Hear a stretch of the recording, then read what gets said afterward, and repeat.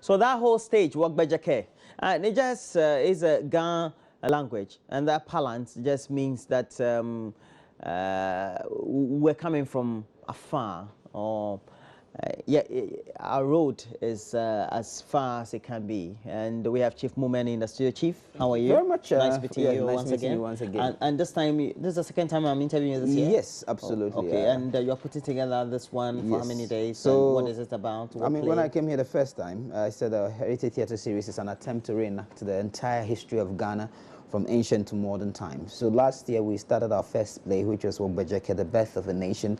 It was about the story of the coming and the settlement of the various ethnic groups. So that was the story of this Tohazies, the Ndora Jakpas, the Konfanoches, the Gokolis. So the next story that we're doing is about colonialism and Ghana's struggle for independence. It's titled Wogbejeke, The Tale of Two Men. The generic title of all our plays is Wogbejeke, and it is very important because of the meaning of the word. It has two meanings. It means we have come from far. It also means we have, we still have a long way to go. So we are drawing from the past in order to inspire our future. We must understand where we have come from in order to know where we are going. So that's why all the plays are titled Wogbejeke, because it's as much about the past as it is about the future. So this story really talks about all the major occurrences that leads up to Ghana's independence struggle. And the two men here refer to Dr. Kwame Nkrumah, who we are celebrating today, as well as Dr. J.B. Dankwa, who are the two dominant political personalities who emerged in the Gold Coast in our lead up to independence. It's another huge undertaking. We have a cast and crew of 120, 30 less than the last time when we did at the National last year, which was 150. And we look for it's this coming Sunday at the National Theatre. We're having two shows at 4 p.m. and 8 p.m. What really goes into putting together all these shows, knowing that we don't have the sort of enthusiasm that you need, as you would require for arts and culture and theatre and for you playwrights is a very big issue. I mean, you just interviewed that story, Moja. In Eastern Africa and Southern Africa, the creative arts is a huge industry. They recognize the fact that it's a huge potential to create employment and improve tourism in their countries. So when you go to Kenya, South Africa, Zimbabwe, literary programs are sought after. Ghanaians are now waking up to the idea that the creative arts industry is a potent industry, and Ghanaians are waking up to the idea that they must embrace, theater and poetry shows and stuff like this. We are only hoping that the performance arts is going to get more attention. We are not there yet, but we think it's a huge potential. I always say that the biggest opportunity for this country to create employment is the creative art. And when I talk about the creative art, I'm not just talking about performance art, I'm also looking at information technology. The biggest concentration of entrepreneurs you find in this country are in the creative art. All these musicians, all these tech people, graphic designers who are building stuff from themselves are from the creative art. But yet our government policy hasn't evolved to understand the relevance of or the importance of creative arts to national development. So more or less we're always paying lip service, putting in a few chicken feed here and there. But the industry needs billions of investment in order to develop. I mean, we always talk about youth in agriculture, and every platform I get, I talk about this because I feel about this very strongly. We have a country where over half of our population are already into agriculture. The problem of agriculture in this country is not human resource. In fact, if anything at all, it is overpopulated. But we have government policies, we have donor funding that is going into this whole idea of young people going into agriculture. And for me, I think it is honestly not in the best interest. Any developed country you take in this world, you have just about 1 to 2% of their population in agriculture. And it's usually a bunch of old, rich men, who can then employ a lot of people and put in a lot of technology. We don't need hundreds and thousands of young people starting their own farms, doing small things. And no. Agriculture is big business and it needs to industrialize. So if government really wants to create more employment, what's the industry that you can, put money in that can create different kinds of employment? It's a creative arts. It reminds me, the money that is made in Hollywood. Yes, absolutely. In Los Angeles. Yes. LA. Yeah. California. Yeah. It's budget. I think the size of that economy alone, that state, is more than the size of Ghana. Absolutely. I mean, if you take one movie, the amount of money they spend on one movie alone is more than the amount of money we even allocate to our ministry. No. If you take a movie like... Don't even go there.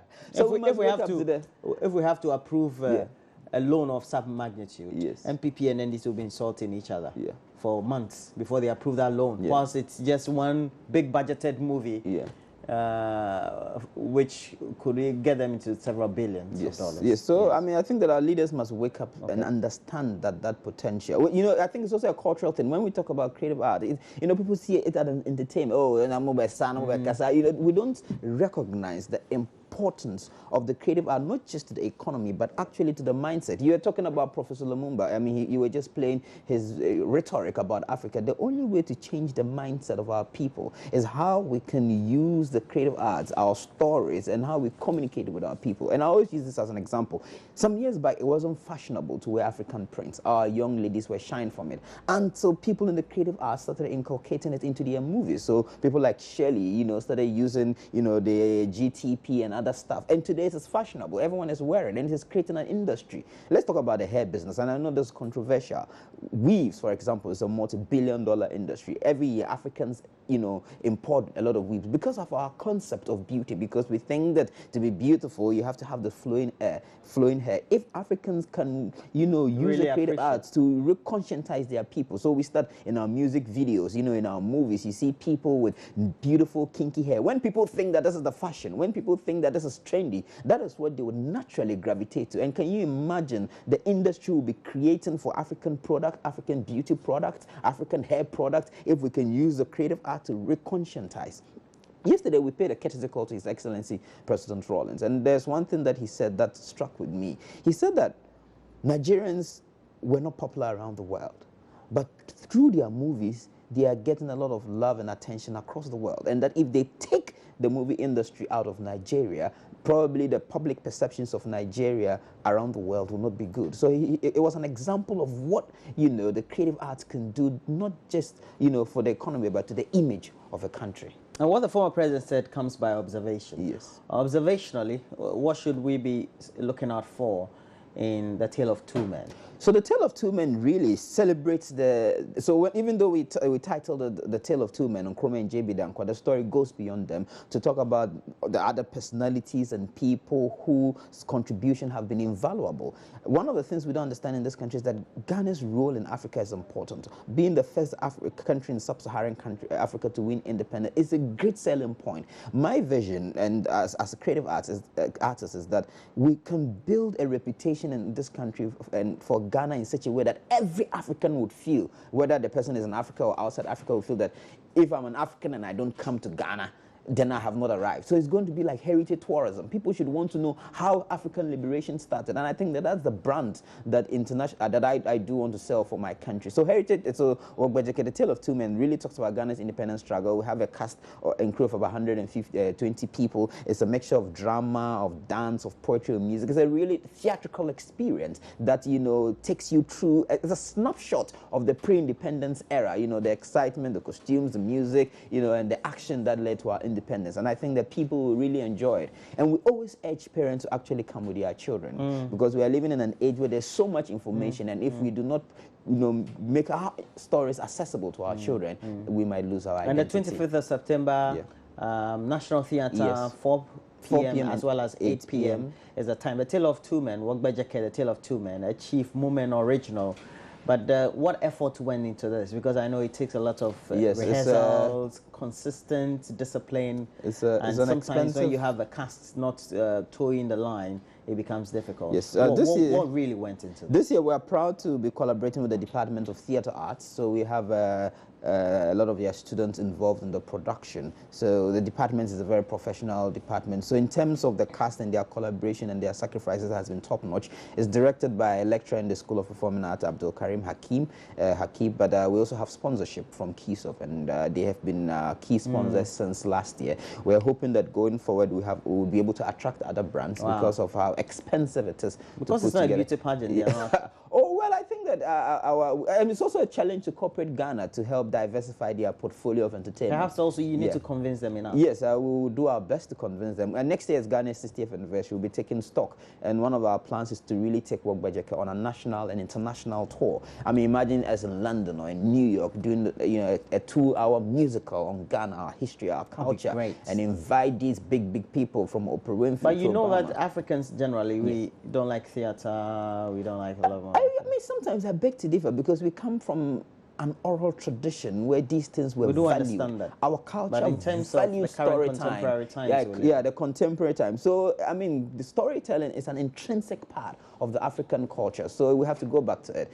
And I want to thank everyone who has helped. The Joy News has always supported us every time we're doing a production. We thank them very well. We also have support from our other media partners. We have CD, we have BFT, we have Amayal Deborah and E-News, and we're also supported by IDEC Ghana. And we also want to thank all those who have been with us and over the years, my custom crew. I mean, it's a grueling process taking them all through, but I believe they enjoy it and they also learn a lot from it. And we're looking forward to creating a really formidable brand with the Heritage Theatre Series. Shukran.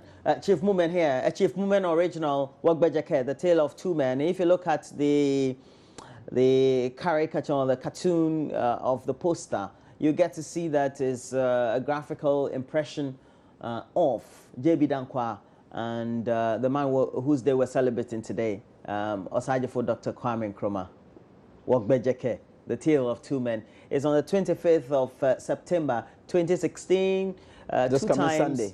Yes, this very Sunday. Yeah, I need to make it on point. And 4 p.m. and 8 p.m. 4 p.m. and 8 p.m. Tickets are 60 Ghana cedis and 40 Ghana cedis for children. 60 and 40. 60 for me, my type, and then 40 for my children. True. All right. And please make sure you find your way. National Theatre. Where can they get the tickets? The tickets are available at Osukwala Airport Show, but they can also get it at the National Theatre. Great. When you come on the very point, please take your family to socialize, get to know about Ghana, get to know about history.